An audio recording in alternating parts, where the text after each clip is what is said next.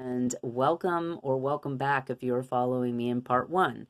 If you're seeing part two and you haven't seen part one of this video, go ahead and retro back to part one. It's pretty amazing how it's being set up here.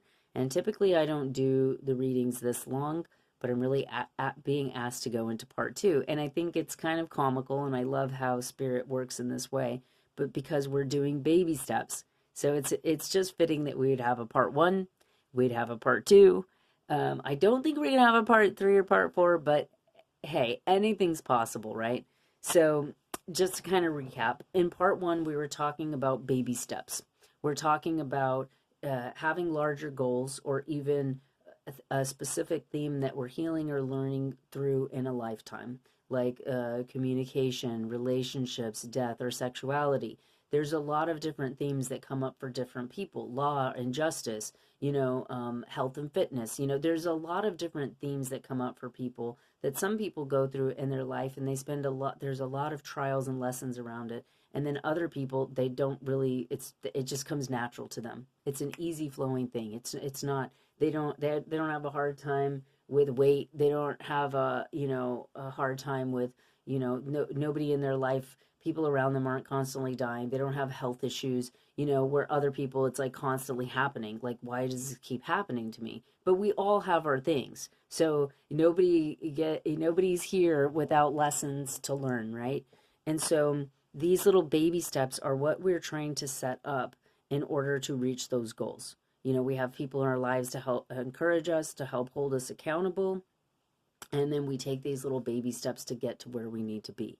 We have the Stone People card, which reminds us of the our longevity. It reminds us of our everlasting spirit. It reminds us of our connection to the earth. The Stone People represent our records. It represents the dream of the planet. It represents like everything that's been recorded here on earth through the stones, through the paintings in the caves, the hieroglyphics, the ruins like the pyramids that are made of stone, the Aztec and Mayan ruins that are also made out of stone. Some of the weapons that are here are made out of stone. Some of the, what do they call them? Like the statues and the busts and things like that are made out of stone, right? And so these hold the records. These hold the carbon printing of our existence on the planet as humans, right?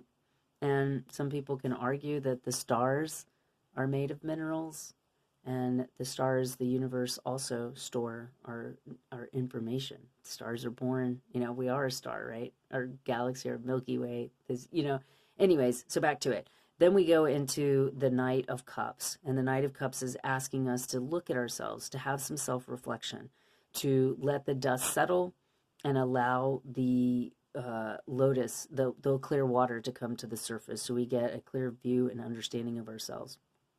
The idea is no mud, no lotus. Being able to see what we've overcome and the lotus that has been cultivated through that mud, through the muck that we've had to go through.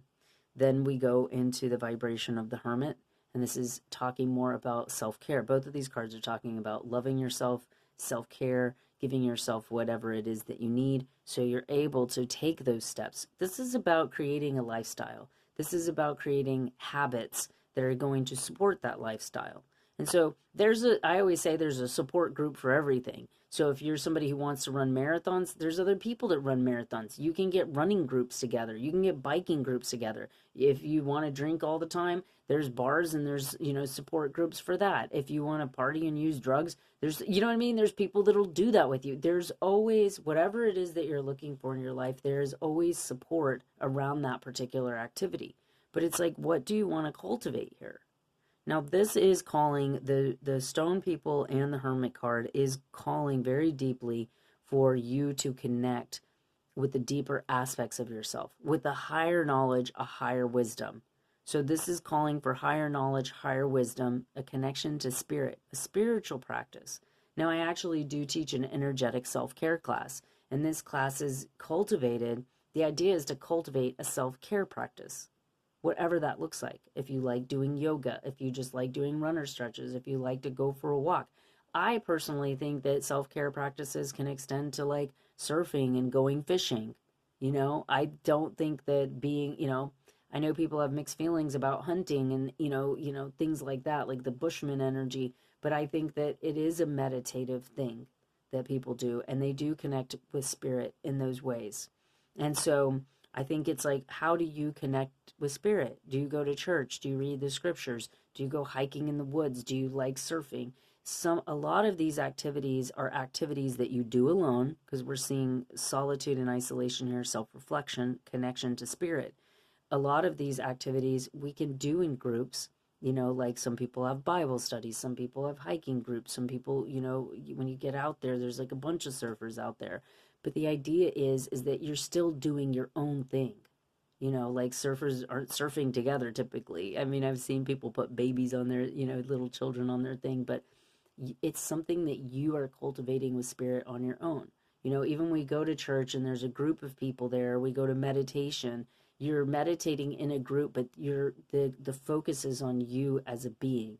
Every person is there focusing on themselves, but it's a collective energy, right? So the idea is self-reflection. The idea is connecting with spirit, connecting with the higher aspects of yourself. So now we are going to pull, let's pull one of these circular cards and see what comes up here. So the Akashic record readings, because we have the Akashic record energy coming in here and also here, when I do those readings, the reason why we do those readings, it's not like a past life regression where we're doing hypnotherapy and we're going in, but even with hypnotherapy and past life regressions, it's not just about like getting some information on like, oh, you were Nefertiti in a past life or whatever. It's about something from the past has created a trauma, maybe around your death, that the gifts around that are walled off, like you don't have access to it, right?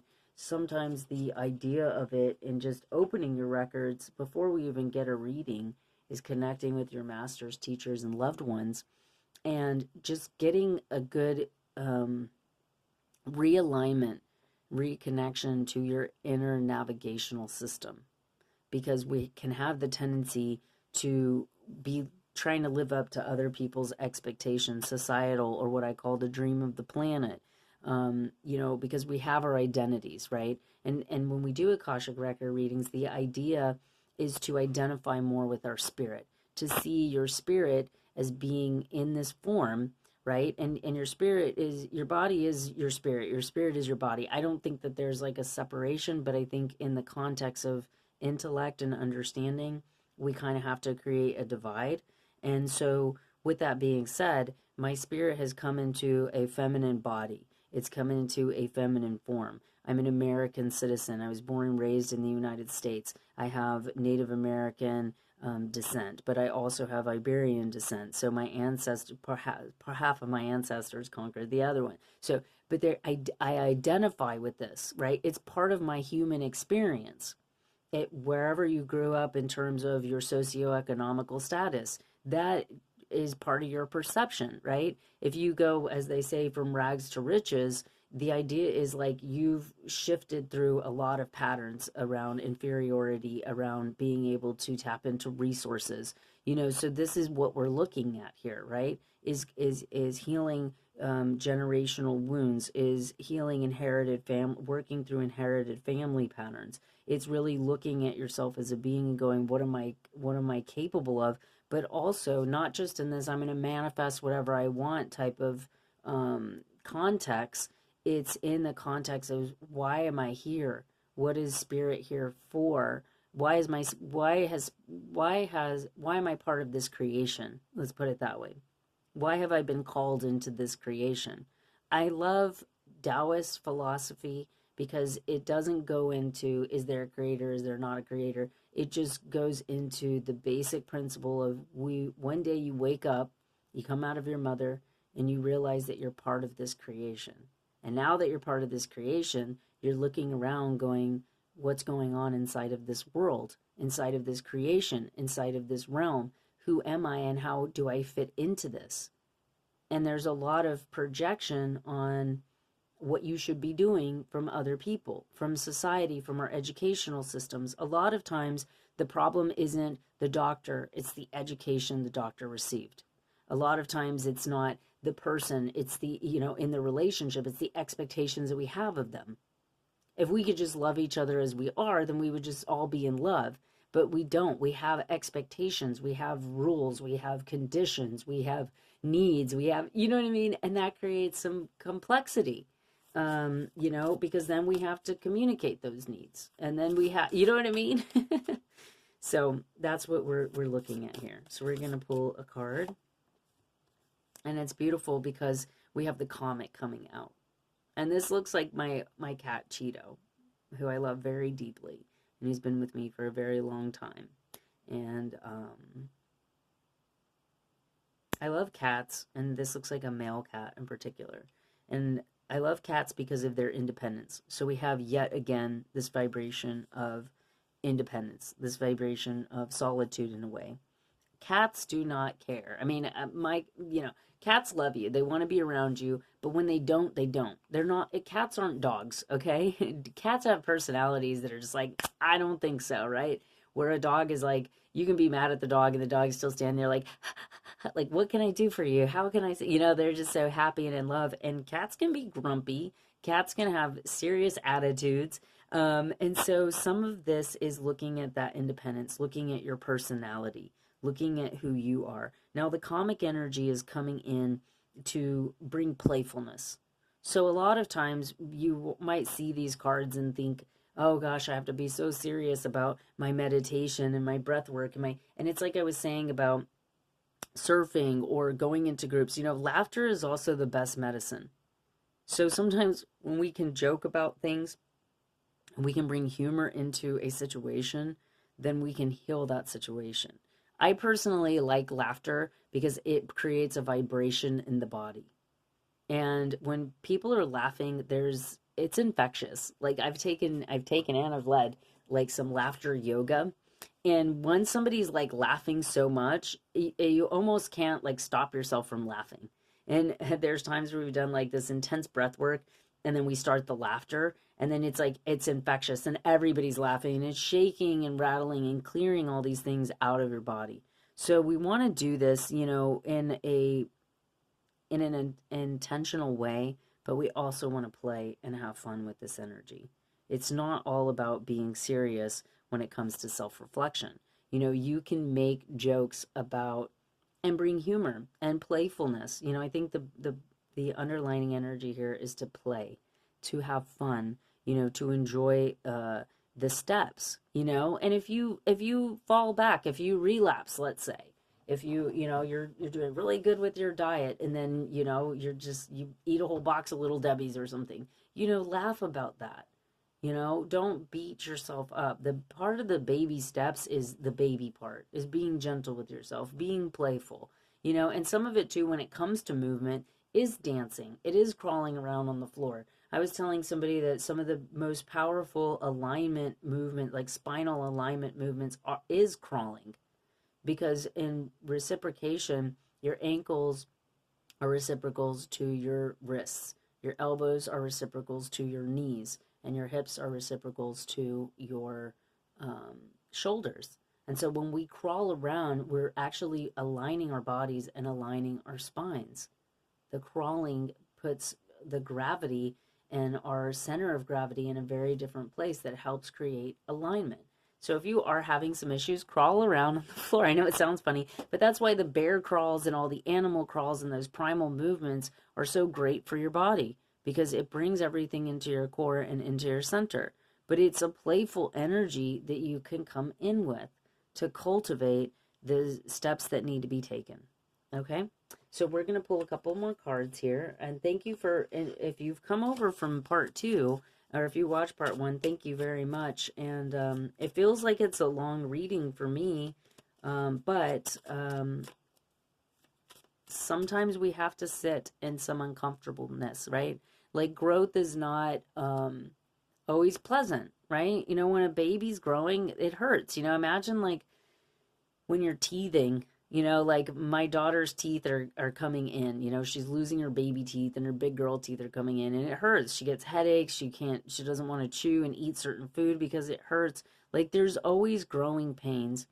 And when we look at babies, it's like we're more compassionate with that because we're like, oh, that hurts, the baby's teething and slobbering all over everything and they're crying and they're uncomfortable and the milk's upsetting their tummy, and we're more gentle with that. But once our physical forms grow to whatever capacity they're going to grow, right?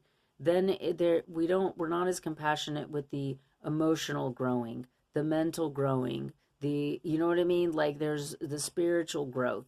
And so also you have to have grace with the growth that you're taking in the choices you make and the people you have around your life, in the cultivation of these things that we don't see as much. And it does reflect in your weight. It does reflect in chronic health issues. It does reflect in your flexibility. It's going to reflect in your physical. So the next card out is Open to the Universe. I'm discovering my worth and my abilities. I have confidence in my value and my potential. I reclaim my inner power. I accept and love myself completely. Thus, I open to the universe, to the divine light of the universe. And that's a beautiful heart chakra energy. And this is also the heart. If you were using just a regular playing deck, this would be the, what do you call him? The Jack of Hearts. And so this is that energy coming in with that. Let's go ahead and pull for the other side. Inner strength. Nothing moves me from my path to the light because I have complete confidence in myself. I realize my innate qualities and abilities and know that with God, I can do anything. All the power I need is within me. Now, this is sometimes too, like when we go through a period of being in the mud and we can start to lose faith, right?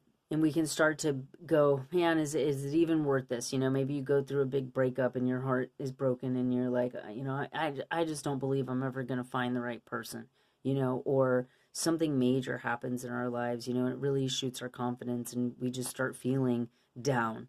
We also have to, at the same time that we look at these heartbreaks, these tragedies, sometimes it's like we lose a family member or friend or something happens and, it's hard to kind of see our way through those things. We also have to look back through our records, our timeline in our life, and see how much strength that you've cultivated in all the things that you've overcome.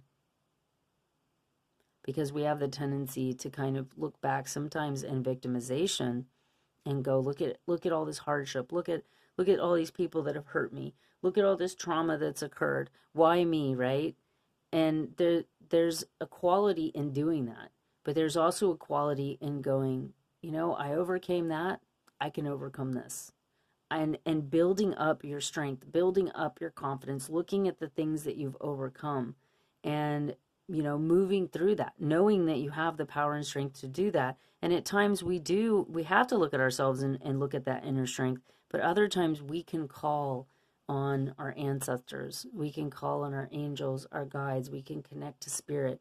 And when we build a stronger connection to spirit, it's our faith. That's what cultivating faith is we believe that, like, whatever, I'm here for a purpose, and all the things that I need are going to show up. And sometimes the reason why we go through these processes is because that's the soil being tilled. That's the mud that's required to produce the lotus, for that awakening to take place, for that cultivation of this beautiful flower that is you to bloom. The card on the bottom of the deck was trust. I saw it and I'm always like, well, I saw it, I can't unsee it. That's kind of how I go, right? And so it's part of the message. And so it says, I trust life and my strengths. Each moment guides me to the light. Everything on my path is placed here for my growth. So there's an acceptance energy here of accepting your process, accepting how things need to unfold for you, accepting the things that we don't know or see. Like, we don't know. We can feel very strongly and we can have a lot of instincts around why we think we're here and what we need to be doing and all of those things, right? And that's important. But in some ways, life is a huge mystery. There's a huge void that we don't know. And that's why baby steps are important, because one little tiny step at a time. I was just saying to myself earlier today, I've always had the gift of vision. So I've always had like prophecies. People have always come to me and asked me for answers, right? And I've always been able to see ahead. I've always had that gift of vision. And there's been periods of my life, especially recently too, where it's like I was saying I can't see 2 feet in front of my face. And I'm like, when we can't see 2 feet, I always kind of think in life like it's like a headlight. I grew up in the desert, grew up in New Mexico, and at night it's so dark that you're driving and there's a light and you don't see anything else. You're just driving through darkness, and your headlights are all that you can see in front of you. And so I had this kind of visualization about how sometimes in life we have our high beams on and we can see very clearly what's ahead, where we can turn and where we need to go. And then other times in life, it's like our headlights aren't even working and we can't see 2 feet in front of our face. And we have to take these small incremental steps. It's like when you're walking through your house in the dark, but it's not your house. In your house, you kind of know where things were placed, so that gives you some sort of peace of mind. But it's like you kind of put your hands out and you're kind of feeling around. And this is we have those periods in our lives. And it's important to have those, because then we are trusting a divinity. We are trusting a higher power. We are trusting what's been cultivated inside of us more so than not. And faith is important. Having faith is important. Taking small steps, feeling sure of those steps, instead of rushing through things and thinking that, I don't know, it's like, where do you want to go? There was something that somebody said, it's like the idea of like, we don't get out of here alive. We don't get out of here alive. So it's like, what's the rush? Like, let's slow everything down instead of trying to speed it up. The next card out is prosperity. The frequency of prosperity supports our feeling of well-being by allowing the inclusion of everything that makes our body, mind, spirit, soul, and spirit sing. It invites us to express ourselves in joy and celebration of the abundance and riches that the universe provides. Now, I think that is an important piece with this heart healing. It says discover your worth, look at your confidence, your self-esteem, see yourself as you truly are. Because I personally believe that when we have internal abundance, like we love ourselves, we feel safe and secure within ourselves, then that reflects externally. And prosperity comes to us. Abundance, it flows freely through us.